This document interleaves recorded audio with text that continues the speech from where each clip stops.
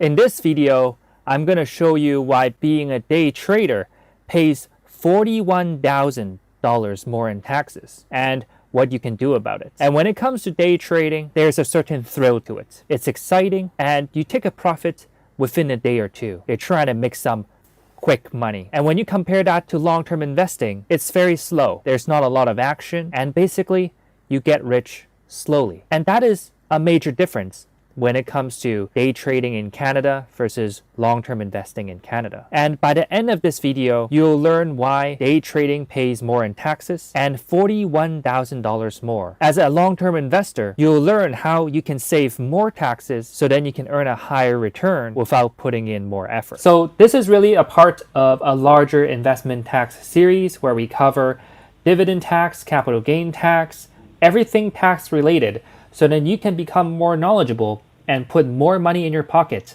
and basically avoid the tax man per se. And the purpose of this channel is really to help busy full-time professionals like yourself to learn how to invest in the stock market and aim for a higher return. These videos are meant to help you to save $1,000, $10,000, or even $100,000 when it comes to investing. So in terms of the 100 likes giveaway for this week, we have got a new book I'm reading called Factfulness, and I actually have it with me here, and this is the book. And so far it is actually quite interesting. It talks about income inequality and why our understanding of the world is wrong. And there's actually a 10-question survey within the book.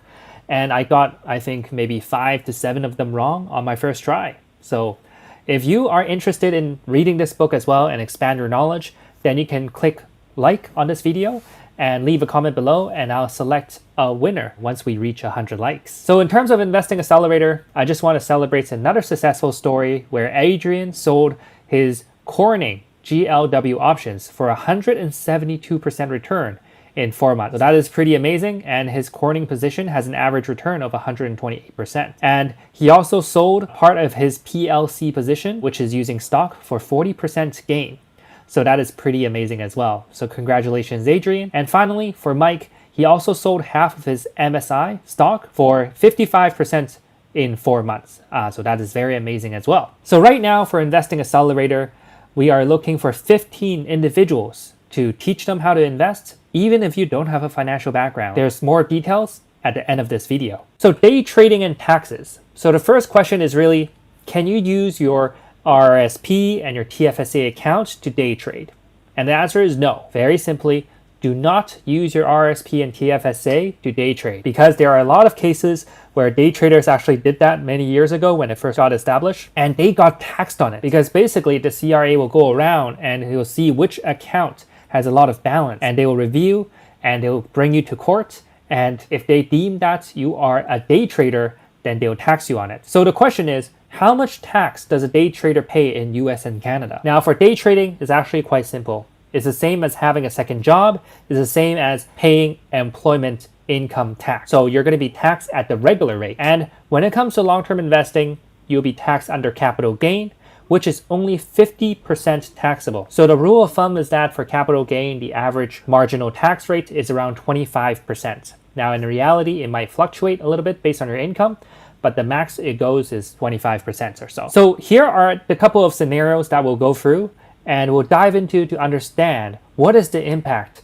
between day trading and long-term investing and what you need to do to basically equate the difference. So first, we're going to look at day trading and earning 100K with a 330,000 portfolio. So what that means is you're getting 30% return on 333K, which is $100,000 in gain. Let me know if that's not clear. So basically you made $100,000 in income from day trading. Now the second scenario is that if you're long-term investing and you're earning 100K using a 333K portfolio as well. Again, 30% return tax yearly. So technically you can hold on to it and let it grow for multiple years, but in this case, we'll keep it simple and look at 1 year. The next question is, what if day trading can get a higher return? You know, if you're long-term investing only in index fund, then you should get around 10%. So that means you need a much larger portfolio to get 100K, but we'll keep that constant. So what is the return day trading need to get the same after-tax return? And finally, what happens if you make 30% as a long-term investor? And what is the percentage day trading needs to get in order to compensate for the taxes? And that's going to be important, because if you're not able to meet the return percentages that I'm about to tell you, then maybe it's not worth it to day trade. So let's start with the first scenario. So when you day trade and you make $100,000 and you get 30% return, and I assume you don't have any other income and you're full-time on day trading. So what that means is that your starting portfolio balance will be $333,000 and you gain $100,000, and that will be a tax of $25,000. So you would put this 100K as your employment income on your tax return, and you get taxed approximately $25,000. So that means your after-tax income is actually 75K. So it's pretty straightforward, is 75K. Now, coincidentally, this is actually the marginal tax rate for capital gain as well, and a double check to make sure that is not the case, it's not a calculation error. So now for scenario 2, you invest long-term and you get 30% return as well. So your starting balance is 333K, you get 30% return, but because only half of the capital gain is taxable, you only really put $50,000 as your taxable income, which means your taxes is a lot lower. So it's only $7,800. So immediately you can see the difference. You went from paying $25,000 to $7,800. And your after-tax income for long-term investing is $92,200. Wow, that's a huge increase. So that means how much harder do you need to work to equate the difference? So if you're day trading with a 300K portfolio versus your long-term investing with a 300K portfolio, the difference is $17,200. As a day trader, if you need to earn the same pre-tax income as a long-term investor, you need to make an extra $17,200. So what about ETF? If you are only getting around 10% for ETF, then you need to use a much bigger portfolio. And the reason is because if you want to make 100K and you're making 10%, then you need $1 million. So this number has actually increased quite a bit. If you look at the gain, I've kept that constant, and the amount of tax you pay as a long-term investor investing in ETF, it's $8,000. Which is very similar to what I showed you earlier. And in this case, your after-tax income is $92,000. So then I was playing with the left-hand side and trying to figure out what is the gain I need to achieve as a day trader to equate that difference, because day traders are taxed differently than long-term investors. Now in this case, I figure out the amount to be around 13% return, which is $130,000. And in this case, you'll be paying around $37,180, which is an average tax rate of 29%. And after that, when you calculate the math, then it gets pretty close. The after-tax income is $92,820, which is only $820 in difference. 3% return. That incremental difference is actually not that big of a deal when you're a day trader, because I know day traders will sometimes aim for 1% a week or even 1% a day or something along the lines of that. So I think it is possible for day traders to be better off when they're investing and get higher than 13% return compared to long-term investors. So if you are day trading right now and you get less than 13% return, then you're better off just putting all your money in the ETF fund. But of course, if you're learning and your goal is to eventually achieve more than 13% return, then it might be worthwhile. Now, the fourth scenario is really long-term investing gets 30% return, and how much return does the day trader need to make? Now, in this case, this is the same as before, where I'm paying around $8,000 in taxes, and the after-tax amount is $92,000. But my portfolio balance is the $333,000. And for day trader, I was playing with the percentage, and the return is actually 39% is what you need to make the same after-tax amount.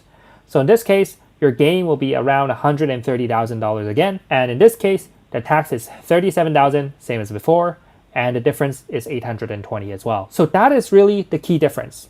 And then I was thinking to myself, wow, a 9% more incrementally compared to getting 30% long-term is actually quite significant. So with a 39% return, that means you need to make approximately 3.5% return a month, which I still think is doable. But if you are able to invest long-term and get 30%, then why investing all this time to become a day trader? Now, of course, everyone is different and everyone has a different strategy, but you just need to factor in the amount of time you need to put in as a day trader versus a long-term investor. So for a day trader, you might be putting in 30 to 40 hours a week, which is very reasonable, whereas long-term investor might be 1 to 2 hours a week. Now, I actually got a fifth scenario for you, and a bonus scenario. And the question is, what if you use TFSA account to invest in the market? Now, in this case, you wouldn't be able to use TFSA to day trade, but you can use TFSA for long-term investing. This will give you a significant edge because you don't pay any taxes on your TFSA account.